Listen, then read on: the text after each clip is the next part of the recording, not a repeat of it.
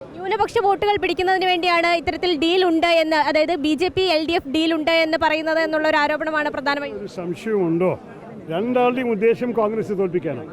CPM-ന് തുടരാനും BJP-ക്ക് കോൺഗ്രസ് വരണ്ട, CPM വന്നാൽ മതി എന്നൊരു വിശ്വാസം പലർക്കുണ്ട്. അവർക്കറിയാം അവർക്ക് ആകെ 0 സീറ്റാണ് നമ്മുടെ നിയമസഭയിൽ. അവർക്ക് എന്താ ചെയ്യേണ്ടത്? അപ്പോൾ ഈ ഡീലിൻ്റെ സംസാരം യാഥാർത്ഥ്യം. പക്ഷേ വേറൊരു കാര്യം പറയട്ടെ, അവർ എന്ത് ഡീല് വേണമെങ്കിലും ചെയ്തോട്ടെ, ഞങ്ങളുടെ ഡീല് ജനങ്ങളുടെ ഒപ്പമാണ്. ഞങ്ങളുടെ ഡീല് ജനങ്ങളോട് ഞങ്ങൾ പറയുന്നു, നിങ്ങളുടെ ഭാവിക്ക് വേണ്ടി ഞങ്ങൾ ഇറങ്ങുന്നു. നിങ്ങൾക്ക് എന്താ വേണ്ടത്? ഞങ്ങൾക്ക് സങ്കല്പമുണ്ട്, ഞങ്ങൾക്ക് അനുഭവവും അറിവുമുണ്ട്, കഴിവുണ്ട്.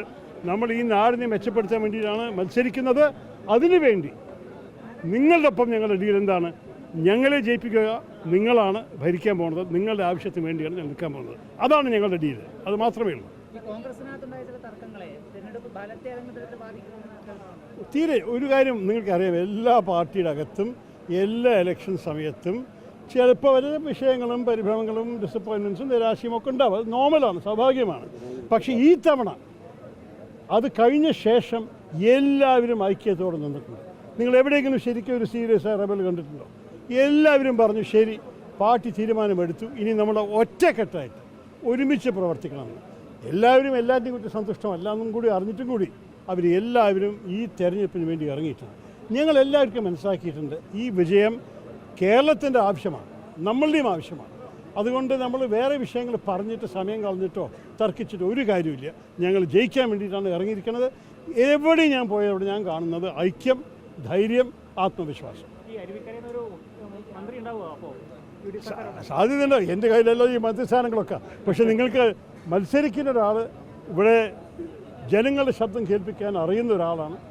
ഒരിക്കൽ മന്ത്രിയെ സേവനം ചെയ്തിട്ടുണ്ട്. ഇനി ഭാവിയിൽ എന്ത് വരും അത് കാണാം. ആദ്യഘട്ടം മുതൽ വലിയ പ്രതീക്ഷയിലാണ്. അപ്പോൾ എന്തായാലും വിജയം ഉറപ്പാണ്, സംസ്ഥാനം പിടിക്കുമെന്ന് തന്നെയാണ് കോൺഗ്രസ് പറയുന്നത്. അപ്പം ഈ രമേശ് ചെന്നിത്തലയടക്കം മുഖ്യമന്ത്രിയാക്കണമെന്ന് K. സുധാകരൻ അടക്കം ആവശ്യപ്പെട്ടിട്ടുണ്ട്. അപ്പോൾ ആരായിരിക്കും മുഖ്യമന്ത്രി സ്ഥാനം? നമ്മുടെ കയ്യിലല്ലല്ലോ, നിങ്ങൾക്ക് നല്ലപോലെ അറിയാം. ഇതൊക്കെ ഹൈക്കമാൻഡ് വല്ലവരും അയച്ച MLA-മാരുടെ അഭിപ്രായമൊക്കെ നോക്കിയിട്ട് അവർ തീരുമാനിക്കും. ഇതിനെക്കുറിച്ച് അഭിപ്രായം പറഞ്ഞിട്ട് കാര്യമില്ല. നമ്മൾക്ക് നല്ല കഴിവുള്ള ആൾക്കാരുണ്ട്. നിങ്ങൾ 3-4 പേരൊക്കെ പറയുമ്പോൾ അതിൻ്റെ അർത്ഥം എന്താണ്? കോൺഗ്രസ് സ്ഥാനാർത്ഥികൾക്ക് കഴിവുണ്ട്, അതല്ലേ വേണ്ടത്. സ്ഥാനാർത്ഥി പ്രഖ്യാപനത്തിൽ വലിയ തർക്കം എല്ലാവരും കൂടി സംസാരിച്ചാൽ എന്ത് പറഞ്ഞു? ഞാൻ ഇതൊക്കെ വൈകിക്കഴിഞ്ഞില്ലേ, ഞങ്ങളിപ്പോൾ ഇറങ്ങിക്കഴിഞ്ഞു എല്ലാവർക്കും വേണ്ടി. ഞാൻ നമ്മുടെ സംസ്ഥാനം മുഴുവൻ പോയി എല്ലാവർക്കും വേണ്ടി പ്രചരണം ചെയ്യുന്നു. സ്വയം വേറെ ഒരു ആഗ്രഹമില്ല, ജനങ്ങളെ ജയിപ്പിക്കണം, നമ്മൾ UDF സ്ഥാനാർത്ഥികളെ ജയിപ്പിക്കണം, അത് മാത്രമേ. അല്ല, ഞാൻ ഡൽഹിയിൽ ഒരു ജനപ്രതിനിധിയായിട്ട് പ്രവർത്തിക്കുമ്പോൾ അതിനെക്കുറിച്ചൊരു ആഗ്രഹമൊന്നുമില്ല. പക്ഷേ ഒരു സംശയം വേണ്ട, UDF ഭരണം വന്നു കഴിഞ്ഞാൽ അതിൽ എനിക്ക് അഭിപ്രായം പറയാനുള്ള സ്വാധീനമുണ്ടാവും. അതിൽ ചില പ്രത്യേകിച്ച് വികസനത്തെക്കുറിച്ചും കേന്ദ്രത്തെ ബന്ധപ്പെട്ട ചില കാര്യങ്ങൾ ചെയ്യാൻ എല്ലാത്തിനും എൻ്റെ മുൻകൈ ഉണ്ടാവും. അതിന് പേടിക്കണ്ട. ഞാൻ മിണ്ടാണ്ട് ഈ ഇലക്ഷൻ കഴിഞ്ഞുകൊണ്ട് മിണ്ടാണ്ടിരിക്കാൻ പോവുകയല്ല. നമ്മുടെ നാടിൻ്റെ വികസനം, നമ്മുടെ യുവാക്കളുടെ ഭാവി, ഇതൊക്കെയാണ് എൻ്റെ വലിയ ചിന്ത. നിങ്ങളൊരു പക്ഷേ കണ്ടിട്ടുണ്ടാവില്ല, ഞാൻ ഇംഗ്ലീഷ് മാധ്യമങ്ങളിൽ 8-10 ആർട്ടിക്കിൾ എഴുതി കഴിഞ്ഞ 6-8 മാസത്തിൽ കേരളത്തിലെ ഓരോരോ വിഷയങ്ങളെക്കുറിച്ച് ഇനിയും എഴുതിക്കൊണ്ടിരിക്കുന്നുണ്ട്. എൻ്റെ സംഘം നല്ലോണം ഗവേഷണം ചെയ്ത് പഠിച്ച് മനസ്സിലാക്കിയിട്ടാണ് പറയുന്നത്. ഇതൊക്കെ ഞാൻ നമ്മുടെ പ്രതിപക്ഷ നേതാവിനും നമ്മളുടെ പ്രകടന പത്രിക കമ്മിറ്റി ചെയർമാനും കൊടുത്തു കഴിഞ്ഞിട്ടുണ്ട്. അതിന് ഇനിയും കൊടുക്കും. സർക്കാർ വന്നു കഴിഞ്ഞാൽ അതിന് നടപ്പിലാക്കാനുള്ള ശ്രമം ഞാനും എടുക്കും. പേടിക്കണ്ട. നമ്മൾക്ക് ഈ നാടിനെ നന്നാക്കണം, നമ്മൾ എല്ലാവരും ആവശ്യമാണ്. നോക്കൂ, എണ്ണം പറഞ്ഞിട്ട് വലിയ കാര്യമില്ല. നിങ്ങൾക്കറിയാം, ഞങ്ങളുടെ നേതാക്കൾ തുടക്കം മുതൽക്കേ പറഞ്ഞു 85 മുതൽ 100 വരെ കിട്ടുന്നു. അത് മതി. നമ്മൾ അതിനെക്കാട്ട് കിട്ടിയ സന്തോഷം. പക്ഷേ അത് ഞങ്ങൾ എണ്ണമല്ല നോക്കുന്നത്. പ്രതിപക്ഷം വേണം, നമ്മൾക്ക് ഭൂരിപക്ഷം വേണം. അതിൻ്റെ ഒപ്പം നമുക്ക് ഭരിക്കാൻ ബുദ്ധിമുട്ടില്ലാതെ, കഷ്ടമില്ലാതെ ഒരു നല്ലൊരു മെജോറിറ്റി കിട്ടിയാലേ ചെയ്യാൻ സാധിക്കുള്ളൂ. അതിനുള്ള ആവശ്യമുള്ള സീറ്റുകൾ വേണം. പക്ഷേ അതിനൊക്കെ നമ്മൾ ഇറങ്ങിയിട്ടുണ്ട്.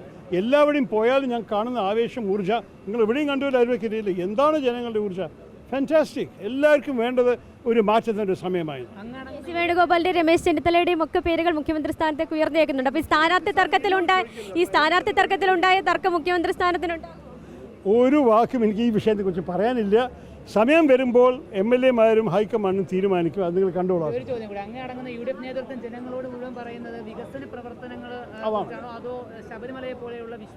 നോക്കൂ, ഞാൻ ഒരു കാര്യം എൻ്റെ വിഷയത്തിൽ എന്താണ്, ഈ സർക്കാർ പല കുഴപ്പങ്ങൾ ചെയ്തിട്ടുണ്ട്, സ്വർണ്ണക്കൊല അടക്കം. പക്ഷെ അത് മാത്രമല്ല, നിങ്ങൾക്കറിയാം, അവർ ഈ സംസ്ഥാനത്തിൻ്റെ കടത്തിൽ മുങ്ങിയിട്ടുണ്ട്.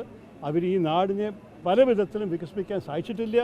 എല്ലാ വർഷവും കടത്തിൻ്റെ പലിശയും പെൻഷനും വേണ്ടി ചിലവാക്കുന്നത് വികസനത്തിനേക്കാൾ കൂടുതലാണ്.